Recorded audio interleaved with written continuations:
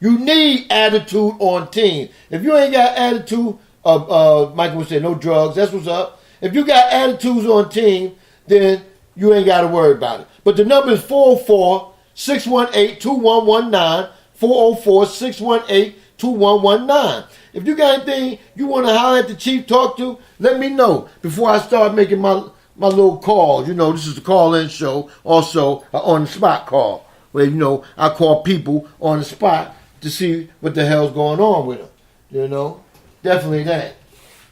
But, yeah, man, shit, man, this was a great NBA weekend, man, because a lot of teams people thought that was just going to walk through the playoff, ain't doing it, you know. The teams having hard times and whatnot, you know. So, hey, man, that's the irony of the game, man, you know, to try to balance this thing out and see where we come in on this situation, man. But yeah, let me see if I can catch this person right here. Do do do do do do do do do do do do do do do do ba ba ba ba ba ba ba ba ba ba do do do do do do do oh do do do do do do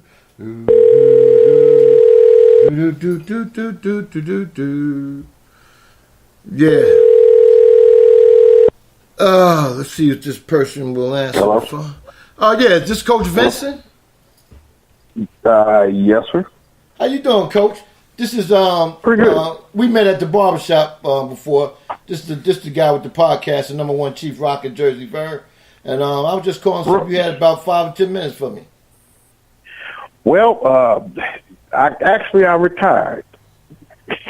You retired, but that don't take your coaching skills and talk about what happened, you know, while you was teaching these young players how to do their thing. I don't take that away from it, you know. Oh, that's true. Matter of fact, I'm gonna throw a name at you. You know Tony Robinson, coached Atlanta Christian, and he coaches. He's the AD there now. Well, he just moved to Cincinnati, but he was a coach there. He's the AD now. Yeah, that name sounds familiar. Yeah. He came on the show, man, a couple of times because he worked with me at Delta. He was one of my supervisors and whatnot. But he came on and he talked a little bit about you know high school players and all that. But what I wanted to get out of you was because a lot of people said that AAU messes up players from moving on to the next level. What do you think about that, since you coached it? Well, to be honest with you, I think that's false. For the simple fact that a lot of these kids wouldn't get the exposure they're getting with AAU hadn't been for AAU. I mean, think of another venue that can put you in front of Division I college coaches. Right. If you can give me another outlet, I'm willing to listen. But there is none out there. Right. So tell me, man, some of these players that played with you or moved on to the next level, man. Tell me, where's some of the players that you used to coach? Well, actually, I got some kid at Seton Hall, that kid at Grambling University. My daughter, she played Division I ball. I coached her also. She played for Alabama. It's so many. A lot of them went to smaller Division II and Division III schools, and they didn't. It's not really, Division I is overrated. The objective and the goal for AAU is to get a kid a scholarship. Right. It's about the book, not about the basketball. Right. As much as one would think.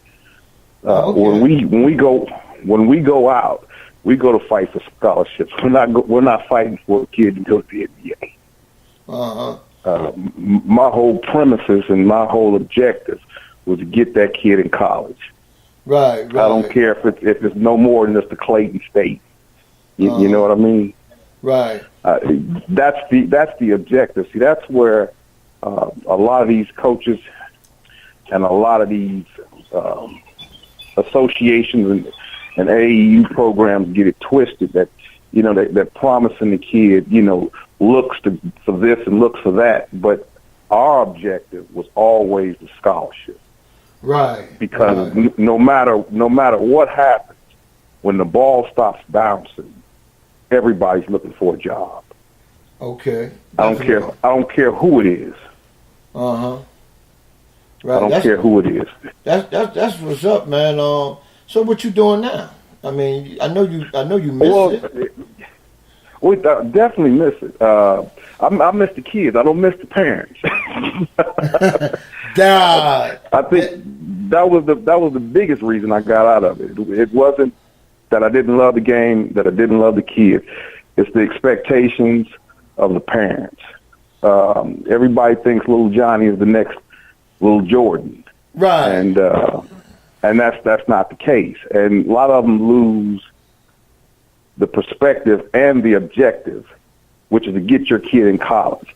That way, when he goes to college, he's not only getting a scholarship, he's getting experience of a lifetime, and you're not having to fit the 100% bill. Right. Definitely that. Now, you're not gonna be in a situation whereas you got to pay 100% of the tuition. Maybe the kid get a scholarship, he can only get 60 or 70%. That's 60 or 70% out of say $26,000 to $30,000 per year, and that's being evaluated every year by not only the AD but the coaches as well. Give you a good for instance. Little Johnny comes in after his first year of college, and he sits down with the college coach, and the college coach tells him, "Well, look, Johnny, your average grade point averages went down 5 to 10%, and you missed a few practices because of other obligations and situations that came along. Well, we gave you 100% last year. We're going to knock that down to 60, and if you can't take that, maybe this program is for you."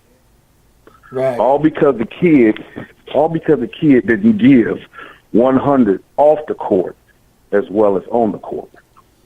Okay. Everything is evaluated year after year. Everybody thinks that when you get a scholarship, well, it's over with. I've accomplished my goal. No, it's a continuous thing that goes on year after year after year for evaluation. Right. That's what's up, man. So I know you fought for a lot of people to go to some of these schools. Oh yeah. And And you, what team you used to coach here? The Atlanta Select. Okay. It's a great organization. It's the founder is we call him Coach Z, and he's a heck of a guy who started a program, and all he wanted to do was give the average kid a chance. He really don't go after the big high profile name players that everybody knows. He wants the average guy or the average kid to get some exposure and see what he can do, because everybody can't go Division I. But you can go Division II, you can go Division III. You might get a JUCO, which we call junior college. Right. They may pick you up. Yeah, you have to pay for the scholarship, but yeah, that is another stepping stone. Instead of you getting on the elevator, you just crawling up steps. Right. Definitely that, man. And you have mentioned about the parents, man. That's one reason, Coach. I've been down here 20 years, right? I moved from Jersey, right? And I used to coach AAU up there. But when I came down here, I wanted to coach the little guys, like in football, basketball, or either baseball, right? I wanted to do all three sports. But when I seen how these parents be acting, and I'm sitting in the stands with them, because I used to go see some of my people, kids out there playing. When I seen how they act, man, I was like, I couldn't be out there, because either they'll be coming after me or I'll be going after them. Because it definitely gets to that point, and that's the point that I have reached. after 18 years. Wow, I had that's a a lot of- 17. I had a big 17U team last year. Average kid was on the team 6'5". I mean, a lot of great talent. Right. But the biggest problem why I couldn't put that team together like I wanted to because, well, one, practice time in AAU is different than high school. You have to understand. We get maybe, if we're lucky, 2 practices a week. Right. Versus high school, they get the gym free. They got you pretty much at their leisure. Right. An AAU coach has so much up against him. One, he's trying to get these kids seen. 2, he doesn't get the time it takes to actually put a team together for gelling purposes. In other words, you're trying to sell them. I'm ex-military, and I believe in esprit de corps. Okay. Which is basically a unit working as one. When you have a unit working as one, that means they gelling. You have to have that. You have to have that time. And then, last but not least, when you implement the strategy, the parents don't follow through. Well, little Johnny is not getting a lot of time now. Right. We're going to just move him. We're going to move little Johnny to another team. Well, you've just put all that time into putting this kid into this intricate piece. It's almost like going to war without your head guy, or going to war with 2 or 3 guys missing. Well, you've been training with the same squad for the past, say, couple of months. Now you're going into a situation where you're missing a few of your pieces. Right. And again, it goes back to the parents' expectations. And don't get me wrong, everybody should have high expectations for their child. True I'm not that. saying that. True that. But there's a realization that has to take place. Where else are you going to get a coach that is not getting paid to do this? Right. Taking up time with your child every week, spending his money. Right. Yeah, I'll get ready to say that. Yeah. and taking them out there and competing at a high level. Right. Right. I've done it for years. I went to Vegas a year ago, actually 2 years ago. We went undefeated.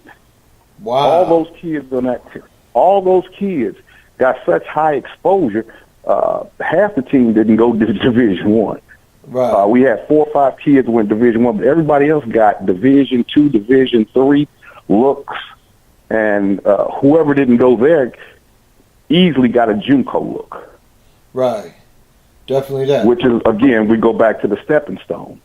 When you've had successful years, because the kids call you, the parents call you. Hey, just want to give you an update on little Johnny. I got a kid. He's at Grambling now.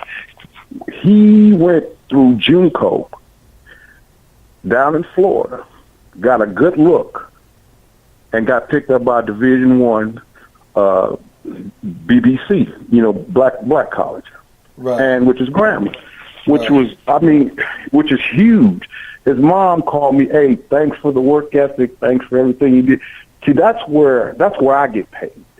Right. When the parent calls me up, or when I look on TV, I coached against that kid, or I know that kid, or I coached that kid, or I may have given him something along the way that got him there.